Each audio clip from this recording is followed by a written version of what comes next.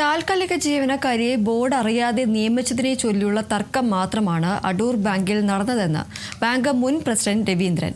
പ്രസിഡന്റും ബോർഡുമായി തർക്കത്തിലായിരുന്നു. ബാങ്കിൽ ഒരു അഴിമതിയും നടന്നിട്ടില്ല. പൊൻതാമരപിള്ളയാണ് സെക്രട്ടറിയോട് മോശമായി പെരുമാറിയതെന്നും രവീന്ദ്രൻ പറഞ്ഞു. അടൂർ സർവീസ് സഹകരണ ബാങ്കിലെ പുറത്താക്കപ്പെട്ട പ്രസിഡന്റ് പൊൻതാമരപിള്ളയാണ് കഴിഞ്ഞ ദിവസം മാധ്യമങ്ങളോട് ഗുരുതരമായിട്ടുള്ള ബാങ്കിനെ കുറിച്ചുള്ള ഒരു ആരോപണം വെളിപ്പെടുത്തിയിട്ട്. അപ്പൊ അതിന്റെ വിശദീകരണവുമായി ഇപ്പൊ നമ്മളോടൊപ്പം തന്നെ അടൂരിലെ ഏരിയ കമ്മിറ്റി സെക്രട്ടറി മനോജും മറ്റ് ഭാരവാഹികളും നമ്മളിപ്പോൾ ചേരുന്നുണ്ട്. എന്തായിരുന്നു യഥാർത്ഥത്തിൽ അവിടെ സംഭവിച്ചത്? ബാങ്കിലെ അവിടെ സംഭവിച്ചത്, അവിടെ ഒരു താൽക്കാലിക ജീവനക്കാരിയുടെ നിയമനവുമായി ബന്ധപ്പെട്ട് സഹകരണ വകുപ്പും അതോടൊപ്പം തന്നെ ഡയറക്ടർ ബോർഡ് വരെ ഒഴിവാക്കണം തീരുമാനിച്ചു. പ്രസിഡന്റ് അവരെ തുടരണം എന്ന നിലപാടാണ് സ്വീകരിച്ചത്. അതിനെ തുടർന്നുണ്ടായ തർക്കത്തിൽ തുടർന്നുണ്ടായ ചെറിയൊരു പ്രശ്നം ഇങ്ങനെ ഒരു മോശപ്പെട്ട അവസ്ഥയിലേക്ക് എത്തിയായിരുന്നു. അപ്പോൾ ഈ നിക്ഷേപകർ ആശങ്കപ്പെടുന്ന സാഹചര്യം അവിടെ ഉണ്ടായെന്നാണ് മറ്റേ പൊൻതാമരപിള്ള വാർത്താ സമ്മേളനത്തിൽ പറയുന്നത്. അത്തരത്തിലുള്ള എന്തെങ്കിലും പ്രധാനപ്പെട്ട ഗ്രേസി എന്ന് പറഞ്ഞ ഒരു സഹകാരിയുടെ സാമ്പത്തികവുമായി ബന്ധപ്പെട്ട് അത് സെക്രട്ടറിയുടെ ശ്രദ്ധയിൽപ്പെട്ടിട്ടുണ്ടോ? ഗ്രേസി ഒരു ദിവസം പാർട്ടി ഓഫീസിൽ വന്ന് എന്നെ കണ്ടിരുന്നു. ആ ബാങ്കിലെ മൊത്തം നിക്ഷേപം പാർട്ടി പരിശോധിച്ചാൽ 78 ലക്ഷം രൂപയ്ക്ക് താഴെ മാത്രമുള്ള ചെറിയ നിക്ഷേപമുള്ള അതിന്റെ ആനുപാതികമായ ലോണുള്ള ഒരു ചെറിയ സഹകരണ പ്രസ്ഥാനമാണ്. ഗ്രേസി സ്വാഭാവികമായിട്ട് ഇപ്പോൾ ഒരു വാർത്തയൊക്കെ വന്നപ്പോൾ ആ ഭയം കൊണ്ട് ആ സ്ത്രീ അവരിങ്ങനെ ഭയപ്പാടോട് നിൽക്കുന്നു എന്നതിനപ്പുറം അവർക്കോ വേറൊരു നിക്ഷേപനോ ആശങ്ക ഉണ്ടാകുന്ന ഒരു സാഹചര്യം അവിടെ ഇല്ല. ലോൺ കൊടുത്ത് തിരിച്ചു വരുന്നുണ്ട്.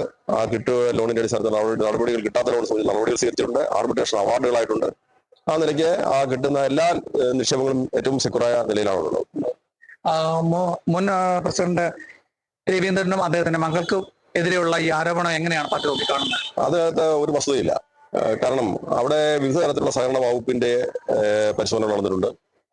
ഒരു പരിശോധനയിലും അവിടെ എന്തെങ്കിലും ക്രമക്കേടോ മിസ്അപ്രോപ്രിയേഷൻ ഫണ്ട് എന്തെങ്കിലും ഉണ്ടെന്ന് ആരും കണ്ടെത്തിയിട്ടില്ല.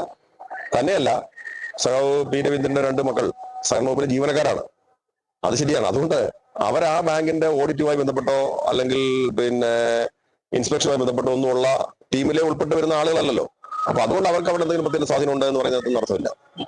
പൊൻതാമരപിള്ളയുടെ ഹസ്ബൻഡ് പാർട്ടി സംസ്ഥാന കമ്മിറ്റി അംഗൂടാണ്. അപ്പൊ ഇതൊക്കെ പാർട്ടി ഫോറങ്ങളിൽ ഈ വരും ദിവസങ്ങളിൽ ചർച്ചയ്ക്ക് എടുക്കുമോ? ഈ വിഷയം ഉണ്ടാകുന്ന സാഹചര്യം തീർച്ചയായും സംഘടനാപരമായി ഉള്ള കാര്യങ്ങളൊക്കെ പാർട്ടി ജില്ലാ കമ്മിറ്റി ആണ് ചർച്ച ചെയ്യേണ്ടത്. അത്തരം കാര്യങ്ങൾ പാർട്ടി DC എന്ന നിലയിൽ പരിശോധിക്കുന്നത് തന്നെയാണ് പാർട്ടി തീരുമാനിച്ചിട്ടുള്ളത്.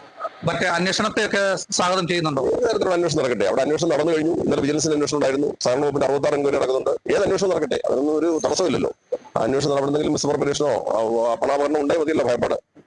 പ്രത്യേകിച്ച് ഈ നിയമസഭാ തെരഞ്ഞെടുപ്പ് നടക്കുന്ന വേളയിൽ ഇങ്ങനെ ഒരു രാഷ്ട്രീയ ആരോപണം എന്തെങ്കിലും ഗൂഢാലോചന മറ്റു ആണെന്ന് പാർട്ടി നമ്മുടെ ശ്രദ്ധയിൽ ഇതുവരെ പെട്ടിട്ടില്ല. ഒരു വൈകാരികമായ പ്രതികരണം എന്നതാണ് ഇപ്പോ മനസ്സിലാവുന്നത്. അത്തരം കാര്യങ്ങൾ ഉണ്ടാവാൻ പാടില്ലാത്തതാണ്. അത് സംബന്ധിച്ച് പാർട്ടി പരിശോധിക്കുമെന്നാണ് പാർട്ടിയുടെ ഏരിയ കമ്മിറ്റി അംഗങ്ങൾ നമ്മളോട് സംസാരിച്ചിട്ടുള്ളത്. കേരള വിഷൻ ന്യൂസിന് വേണ്ടി camera person Pradeep Angadikkal, Prasad MJ, Pathanamthitta.